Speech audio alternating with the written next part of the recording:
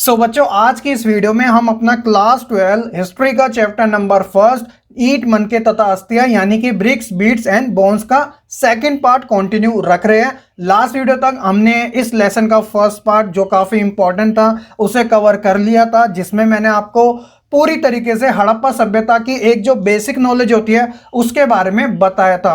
Part में video इसलिए मैं आपके लिए लेके आ रहा हूं क्योंकि हिस्ट्री आपका लेंथी सब्जेक्ट है और स्पेसिफिक आपके लिए पार्ट के अंदर जो टॉपिक होता है वो काफ़ी ज़्यादा इजी हो जाए आपको समझने में, इसलिए आपको ऐसे पार्ट आगे भी देखने को मिलेंगे। तो चलिए शुरुआत करते हैं फिर इस लेसन के सेकंड पार्ट को। My name is Shahrukh Saifi and welcome to our YouTube channel quick prep classes.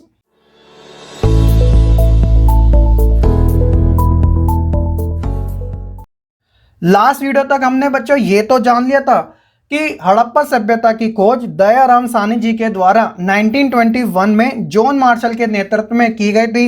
Next year 1922 में आर.डी. बनर्जी यानी कि राखलदास बनर्जी ने मोहनजोदड़ो नगर की खोज करी और एक साल के बाद ही गैप ईयर 1924 में जो डायरेक्टर जनरल थे John Marshall archaeological survey of India के, तो उन्होंने ये अनाउंसमेंट कर दी थी कि हमने एक नई सभ्यता की खोज की है जिसे सिंधु घाटी सभ्यता के नाम से जाना गया है, या आप यूं कह सकते हो हड़प्पा सभ्यता के नाम से जाना गया है। तो ये एक बेसिक सी इंफॉर्मेशन आपको लास्ट वीडियो में पता चल गई थी और यहाँ पे मैंने आपके लिए क्विक रिकैप इसलिए किया क्योंकि यहीं से हम बात करेंगे कि आखिरकार इस हड़प्पा सभ्यता में जो लोग थे वो किस प्रकार से अपना जीवन व्यतीत करते थे, एक प्रकार से उनकी लिविंग लाइफ के बारे में जानेंगे, किस तरीके का वो भोजन करते थे, क्या क्या शिकार करते थे, कौन कौन से एनिमल यानी कि जानवर वहाँ पर जो आर्कियोलॉजिस्ट हैं उन्हें एज अ एविडेंस प्राप्त हुए हैं, और सबसे मेन बात यहाँ पर जो एग्रीकल्चर था वो किस प्रकार से हुआ करता था, इन सभी के बारे में आज की इस वीडियो में जो कि हमारा सेकंड पार्ट है जानेंगे। और जो आपका नेक्स्ट पार्ट आएगा वो भी आपका एक ही टॉपिक से रिलेटेड होने वाला है, वो है बच्चों आपका मोहनजोदड़ो नगर। लेकिन आज की इस वीडियो में हम बात करेंगे हड़प्पा निवासियों के निर्वाह के तरीके, methods of subsistence of Harappan residents. आइए जानते हैं। तो यहां बच्चों आप देख सकते हो मेन हेडिंग के बारे में जो कि है कृषि, पशुपालन और शिकार से रिलेटेड, यानी कि एग्रीकल्चर, एनिमल हस्बेंड्री और हंटिंग से रिलेटेड। तो इसी टॉपिक में बच्चों आपके वो हर एक टॉपिक क्लियर होंगे जो कि इस पार्ट से रिलेटेड है। जैसे कि शुरुआती पॉइंट में आप देख सकते हैं कि हड़प्पा काल में जो जलोढ़ मिट्टी थी जिसे अलुवियल सॉइल के नाम से जाना जाता है वो एग्रीकल्चर में काफी ज्यादा इंपॉर्टेंट मानी जाती थी, क्योंकि एक प्रकार की ये उपजाऊ मिट्टी होती थी जो कि ब्राउन रंग की होती है। भारत में अगर बात करें तो जो हमारा नॉर्थ इंडिया है ना, ऊपर साइड जो आप देखोगे तो वहाँ पंजाब के पूरे क्षेत्र में ये फैली हुई है, क्योंकि इसके अंदर जो उर्वरकता होती है वो अच्छी मात्रा में पाई जाती है।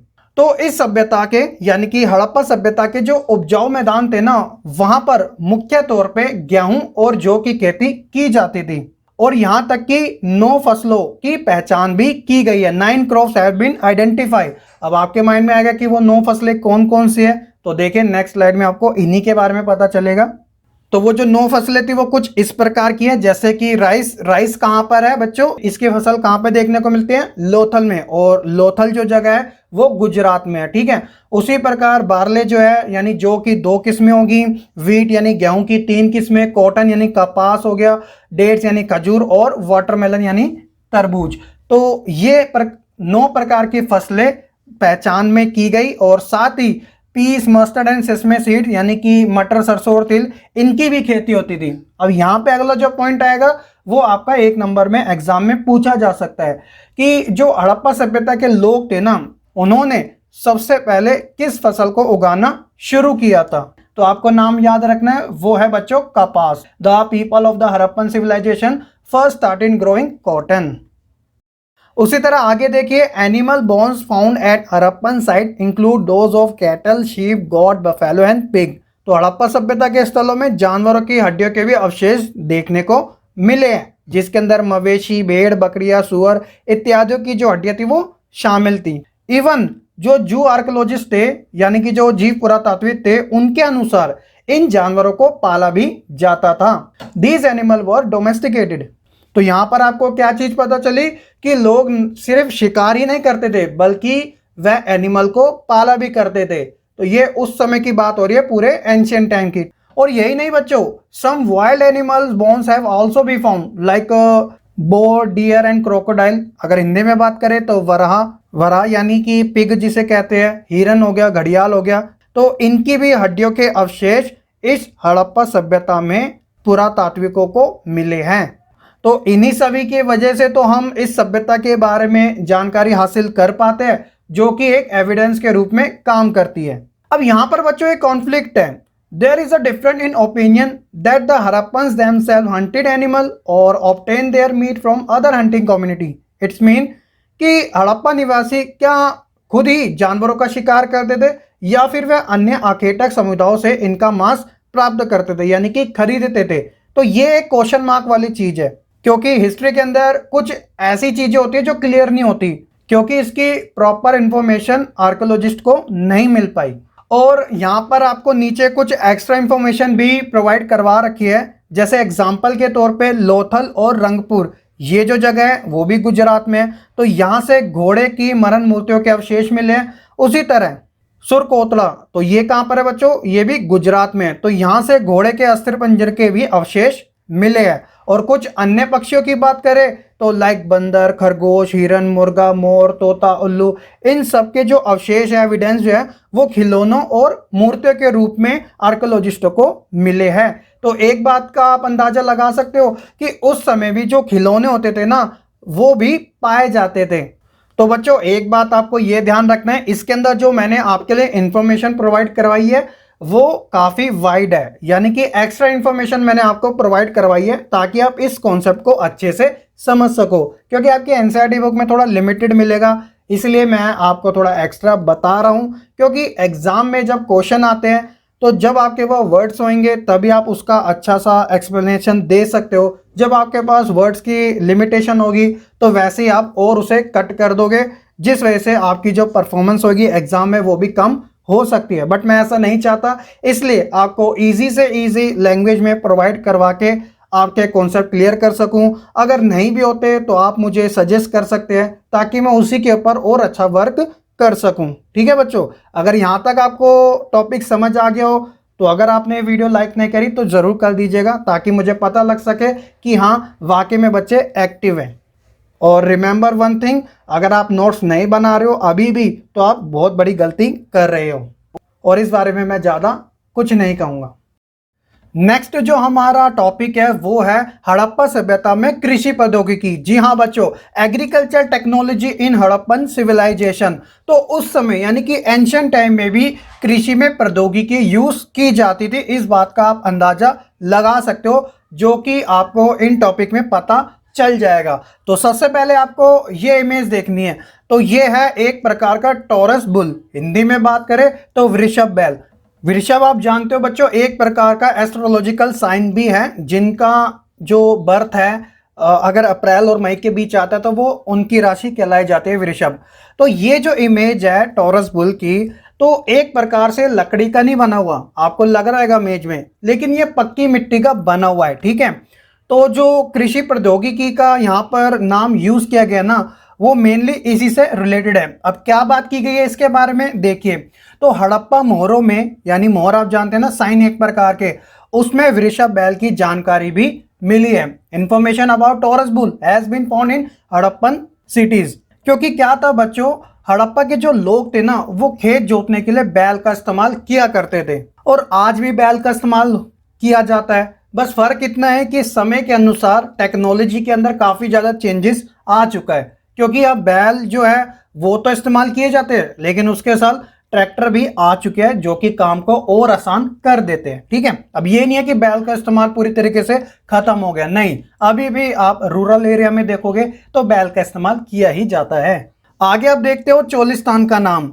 तो चोलिस्तान अगर आप गूगल करते हो तो आपको पता चलेगा कि ये पाकिस्तान में। ठीक है, तो चोलिस्तान के कई स्थलों पर, और साथ ही बनावली, तो बनावली कहाँ पर है बच्चों, हरियाणा में। तो ये जितने भी नाम आ रहे हैं ये एंशिएंट टाइम में यूज किए जाते थे, और आज हम इन जगहों को जिस नाम से जानते हैं वो मॉडर्न नेम है। ठीक है, ताकि आपको समझने में आसानी हो सके।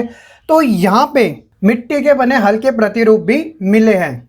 Even archaeologist have also found evidence of ploughed field at Kalibangan, जो कि राजस्थान में है, और associate with early Harappan levels. तो पुरातात्विकों को कालीबंगा जो कि राजस्थान में है, यहाँ पर जूते हलों के साक्ष्य यानी कि एविडेंस भी मिले हैं, जिनका जो संबंध है ना वो आरंभिक हड़प्पा के साथ जुड़ा हुआ मिला है। क्योंकि हड़प्पा काल को भी ना 3 भागों में बांटा गया है, शायद मैंने आपको ये बताया ना हो। पहली है प्रारंभिक हड़प्पाई सभ्यता, दूसरी है परिपक्व, जिसके बारे में एनसीईआरटी बुक में आपका मेन टाइम पीरियड दे रखा है 2600 ईसा पूर्व से लेकर 1900 ईसा पूर्व, और उसके बाद एक और है वो है उत्तर हड़प्पाई सभ्यता। तो इसलिए यहाँ पर बात हुई है अर्लियर वाली। और यहाँ पर आपको एक चीज की जानकारी और होनी चाहिए कि इन खेतों में जो हल थे ना, रेखाओं को 2 समूह जो कि एक दूसरे को समकोण पर यानी कि राइट एंगल पर काटते हुए दर्शाए भी जाते हैं, और इससे ये पता चलता था कि एक साथ 2 अलग अलग फसलें इस समय उगाई जाती थी। तो ये सब चीजें किस में इस्तेमाल होती थी बच्चों? एग्रीकल्चर टेक्नोलॉजी में, कि कितना सिस्टमैटिक तरीके से उस समय भी काम किया जाता था फसलों को उगाने के लिए। तो मैंने आपको बताया था ना कि हड़प्पा सभ्यता जो पूरे विश्व भर में इतनी फेमस है, वो इसी वजह से तो फेमस है कि इसके अंदर जो एविडेंस मिले हैं, जो लोगों के तौर तरीके थे, टूल्स जो थे, जो क्रॉप्स यहाँ पर उगाई जाती थी, तो ये सब चीजें काफी ज्यादा फेमस हुई थी। इसलिए आज भी इस सभ्यता की जो खोज है की जाती है, क्योंकि पूरी तरीके से अभी भी इस सभ्यता का पता नहीं चल पाया है। आई होप कि आप बच्चों अच्छे से इन चीज़ों के बारे में समझ भी रहेंगे। और साथ ही बच्चों जो आर्कोलॉजिस्ट थे, उन्होंने फसलों की कटाई के लिए जो औजार थे ना, उनकी भी पहचान करने का प्रयास किया था। और यहाँ पर एक क्वेश्चन है कि ये भी आता है, क्योंकि हिस्ट्री जैसा सब्जेक्ट है तो डाउट वाले क्वेश्चन तो ऑब्वियसली आना कंपलसरी है। तो बात की गई है, आप अपनी एनसीईआरटी बुक में भी देखोगे, जिसमें कहा गया है did the Harappan use stone blade set in wooden handle और did they use metal tools, यानी कि क्या हड़प्पा सभ्यता के लोग लकड़ी के हाथों में बिठाए गए पत्थर के फलकों का प्रयोग करते थे, या फिर वे धातु के औजारों का प्रयोग किया करते थे। यहाँ पर जो बात की गई है लकड़ी के हाथों में बिठाए गए पत्थर की, तो आप अपनी स्क्रीन पर देख सकते हो, जिसे हम आज के समय कुल्हाड़ी कहते हैं। तो ये भी लकड़ी का होता है, लेकिन इसके अंदर जो फंसाया जाता है वो लोहे का होता है, लेकिन उस समय पत्थर का होता था। ठीक है, अब यहां पर देखिए सिंचाई से रिलेटेड यानी इरिगेशन से रिलेटेड क्या बात की गई है। तो अधिकांश हड़प्पा जो स्थल थे ना बच्चों, वह अर्ध शुष्क क्षेत्रों में स्थित थे, जहां कृषि के लिए सिंचाई की आवश्यकता पड़ती होगी। Most Harappan site are located in semi arid lands where irrigation are probably required for agriculture. तो यहाँ पर कुछ एग्जाम्पल भी दिए गए, जैसे कि जो अफगानिस्तान आप जानते हो भारत के कौन सी दिशा में पड़ता है? North west. तो अफगानिस्तान में एक हड़प्पा स्थल है जिसका नाम है शत्रुगई। तो यहाँ पर नहरों के कुछ अवशेष भी मिले, लेकिन पंजाब और सिंध में नहीं देखने को मिले, क्योंकि ये साइड भी हमें वहीं देखने को मिलती है। उसी समय बच्चों प्राचीन जो नहरें थी ना, वो बहुत पहले ही गाद से भर जाती थी। गाद आप समझते हो ना, एक प्रकार की जिसे हम सिल्ट कहते हैं। आप अपनी स्क्रीन पर इमेज भी देख सकते हो कि जब नहर सूखी हो जाती है तो मिट्टी कुछ ज़्यादा ही यहाँ पे जमा हो जाती है। ठीक है, इवन बच्चों जो कुएं होते थे ना, वेल्स जो जिन्हें कहते हैं, तो यहाँ से पानी का इस्तेमाल सिंचाई के लिए भी किया जाता था। और इसके अलावा संभावना ये भी लिखी गई है आपकी बुक में, जो धोलावीरा है ये भी बच्चों गुजरात में ही है। तो यहाँ से प्राप्त जो जलाशय था ना, उसका प्रयोग भी कृषि के लिए जो जल संचय होता था ना, वो इस्तेमाल में किया जाता था। May have been used to store water for agriculture. तो यहाँ पर भी संभावनाएं हैं। तो इन सब चीज़ों से बच्चों आप क्या समझे कि किस तरीके से जो हड़प्पा के निवासी थे अपना जीवन सरवाइव करते थे। साथ ही अगर बात करें एग्रीकल्चर की यानी कृषि की, तो किस किस तरीके से यह कृषि किया करते थे, कौन कौन से तरीकों को अपनाते थे। जैसे कि एग्जाम्पल के तौर पे यहाँ पर हमने टॉरस बुल के बारे में पढ़ा, वृषभ बैल के बारे में, उसका जो इस्तेमाल था वो खेती करने में ज़्यादा किया जाता था। कहाँ कहाँ पर इनके एविडेंस जो आर्कोलॉजिस्ट हैं उन्हें प्राप्त हुए। और बात वहीं करें इरिगेशन सिंचाई की, तो इसका इस्तेमाल कहाँ कहाँ पे किया जाता था, कहाँ कहाँ पर ये जो सिंचाई थी वो यूज़ की जाती थी। तो ये सब चीज़ें बच्चों एक एज ए इंफॉर्मेशन आप अपने माइंड में सेट कर सकते हो, जो कि कोई बड़ी बात नहीं है। और ये सब चीज़ें आपको लेसन को समझने में काफ़ी ज़्यादा हेल्प करती है। अगर आप एक सिस्टमेटिक तरीके से हर एक वीडियो देखते हो, समझते हो, तो शॉर्ट टर्म मेमोरी में नहीं, ये आपकी लॉन्ग टर्म मेमोरी में कन्वर्ट हो जाती है। तो मैं तो यही उम्मीद करता हूँ बच्चों आपको यहाँ तक जितने भी मैंने चीज़ें बताई है वो काफ़ी अच्छे से समझ भी आई होगी। तो अगले जो आपके टॉपिक आएंगे वो एक तरीके से रिपीटेड है, ताकि आपको एक तरीके से रिकैप हो जाए। जैसे कि आप अपनी स्क्रीन पर देख सकते हैं हड़प्पा सभ्यता के बारे में ही, जो कि मैंने फर्स्ट पार्ट में आपको बता दिया था, तो थोड़ी एक्स्ट्रा इन्फॉर्मेशन आपको और मिल सकती है। जैसे कि हड़प्पा सभ्यता, ये तो आप जानते हैं हर एक बच्चा कि ये एक नगरीय सभ्यता थी, और इसका कारण ये था कि यहाँ पे जो शहरी केंद्र थे ना वो काफ़ी ज़्यादा डेवलप्ड हुए थे, यानी कि विकसित हुए थे। इतनी सारी हमें यहाँ पर जो टेक्नोलॉजी देखने को मिली थी कि लोग किस प्रकार से यहाँ पर रहा करते थे, क्या क्या चीज़ें वह इस्तेमाल किया करते थे, किन चीज़ों का वह व्यापार करते थे। अभी आपको सभी चीज़ें आगे पता चलती रहेगी और आप ये समझ सकोगे कि हाँ वाकई में ये जो सभ्यता थी वो एक प्रकार की नगरीय सभ्यता थी। सबसे पहले जो खोजा हुआ स्थल था वो हड़प्पा ही था, लेकिन इससे भी ज़्यादा जो फेमस हुआ था वो बच्चों आपका मोहनजोदड़ो था, जो आपको थर्ड पार्ट में इसी के बारे में जानने को मिलेगा। और वहीं बात की जाए हड़प्पा संस्कृति के दो महत्वपूर्ण केंद्रों के बारे में, तो पहला हड़प्पा सभ्यता और दूसरा मोहनजोदड़ो। तो ये सब चीज़ें आपको अपने माइंड में याद रखनी है। अब यहाँ पर बहुत सारी चीज़ों में आपको एक वर्ड काफ़ी ज़्यादा इस्तेमाल करता हुआ दिखाई दिया होगा, जो कि है पूरा स्थल, यानी कि हिस्टोरिक साइट। तो आप में से ऐसे बहुत बच्चे जो इसके बारे में जानते भी होगी कि ये किस चीज़ को कहा जाता है। तो एक आसान भाषा में पूरा स्थल उस स्थान को कहते हैं बच्चों जहां औजार, बर्तन, इमारतें जैसी वस्तुओं के जो एविडेंस है वो मिलते हों, और ऐसी वस्तुओं का निर्माण लोगों ने अपने काम के लिए किया हो, बाद में वह उन्हें वहीं पे छोड़े गए। क्योंकि ये होता क्या है कि ये जमीन के ऊपर, अंदर और कभी कभी समुद्री नदी तलों पर भी ये चीजें मिल जाती है। क्योंकि आप किसी एक चीज को रखोगे तो या तो वो जमीन के अंदर धंस जाएगी या ऊपर ही रह जाएगी, काफी ठोस हो जाएगी, या फिर हवा पानी से बह के वो नदियों में चले जाती है। तो इसलिए इन सभी चीज़ों का जो यूज़ किया जाता है हिस्ट्री जैसे सब्जेक्ट के अंदर, वो हमें एक इंफॉर्मेशन प्रोवाइड करने के लिए किया जाता है, ताकि हम आसान से आसान भाषा में इन चीज़ों को समझ सकें। और हर बार मैं आपको बताऊंगा कि जो हड़प्पा सभ्यता का साइज था वो एक ट्रायंगल शेप में था, ठीक है। और ये कितने स्क्वायर किलोमीटर में फैली हुई थी? 12,99,600, ठीक है। और साथ ही जो इसके जो अवशेष है वो खास तौर पे कहाँ कहाँ पर पाए गए? अगर पंजाब पाकिस्तान की बात करें तो पंजाब, सिंध और बलूचिस्तान में, और भारत की बात करें तो पंजाब यानी भारत का पंजाब, गुजरात, राजस्थान, हरियाणा, पश्चिमी उत्तर प्रदेश, जम्मू कश्मीर, इनके भागों में ये पाई जा चुकी है। इसी कारण पहले शुरुआत में लगता था कि ये सिर्फ सीमित जगह पे पाई गई है, लेकिन जब धीरे धीरे इसके अन्य पुरास्थलों की खोज की गई तब जाके पता चला कि इसका जो साइज है, जो आकार है ना, वो एक जगह ना होके काफ़ी दूर दूर तक ये फैली हुई है, ठीक है। तो बच्चों ये था आपका सेकंड पार्ट से रिलेटेड टॉपिक। आई होप कि आपको काफ़ी अच्छे से समझ में आएगा।